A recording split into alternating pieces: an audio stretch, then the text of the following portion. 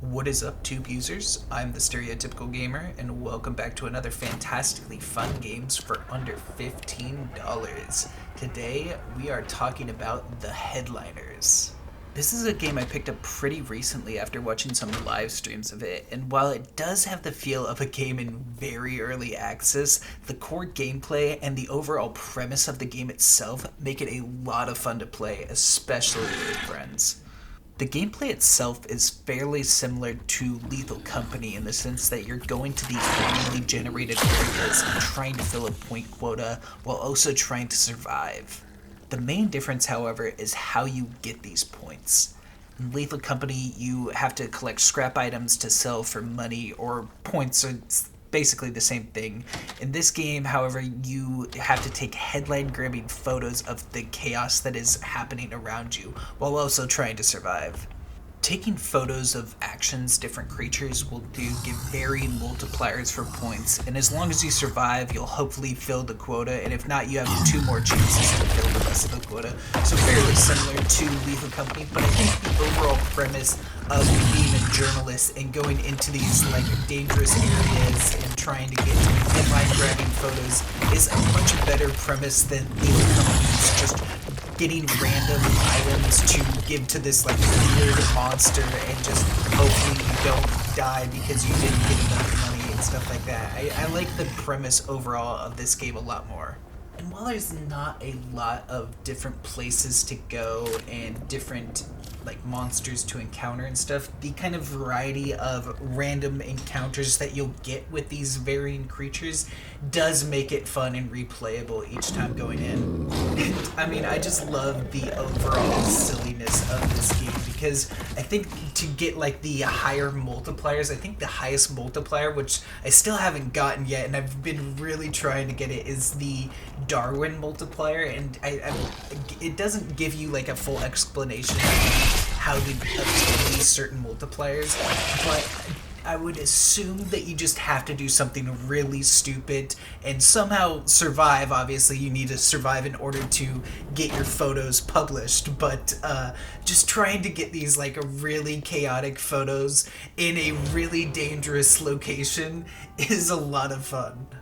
And I really love the slideshow of photos that it gives you at the end of missions, showing your top 5 best photos that gave you the most points. And it's really fun when you're playing with friends. And I like that competitive incentive with a cooperative framework, because overall you got everyone in your lobby is trying to get their most points to get to the quota, but just having that little bit of competitiveness to see who can take the best photo is really fun and enjoyable to do with friends. But this game is far from perfect, so let's go over some of the bad aspects. Now, with this game being very early access, obviously games like this come with a lot of bugs, and that's to be expected. And overall, the bugs that I came across weren't really all that game-breaking or anything like that, but there were some ones that were annoying. One of the bigger ones that I found really annoying is the overall sound design for traps and monsters and stuff like that. You can't tell if they are above you or on the same level. The kind of y-axis of sound isn't really that great. Another thing I'm not a huge fan of is the overall pacing of missions in this game. Obviously, you want to take the best photos with the highest multipliers, but to do this, you need to have things happening. And typically it takes close to the end of the 10-minute missions for some high action stuff to happen. You can take some good photos early on, but it's rare, and especially in later difficulties, you need to be taking the best shots in order to fill the quotas. So it becomes a waiting game in most missions, which is pretty boring. Luckily, though, they've added customizations to the game where you can just change the spawn rates of different enemies and stuff like that. And in this game, I upped the spawn rates of a lot of different enemies just for more action and stuff like that. And I felt like it really helped with the pacing overall in this game, which I really enjoyed. Another thing with this game that I don't know is necessarily good or bad is the fact that it is a fully released game. It is not technically an early access as far as Steam is concerned. Now, I don't know what that early access thing means, but obviously this game looks and feels like an early this game. There's still a lot of bugs to be worked out. It does not feel like it's a fully fledged 1.0 released game. But if they are going to continue to update this game and continue to fix things, which they've had a few updates already, and just with the small development team, I think it's just 2 people that developed this game, they've done a good amount of content for it, so I don't know if that is a good or bad thing, but it is a kind of strange thing. And yeah, I think as a fully fledged game, at least for its price point, it is a lot of fun. I don't know as a game that wouldn't get any more updates. If it is just a full 1.0 release, they aren't going to be doing any more content for it and they think the game is finished. It is not. I think there is still a lot of things that need to be worked on with this game, so I couldn't recommend it based on that, but if there is plans to add more content and stuff like that, and which it seems like there is, I do think this game is a lot of fun, and even for the price point that it is at right now of $7, I think this game is a lot of fun to play, especially with friends for that price.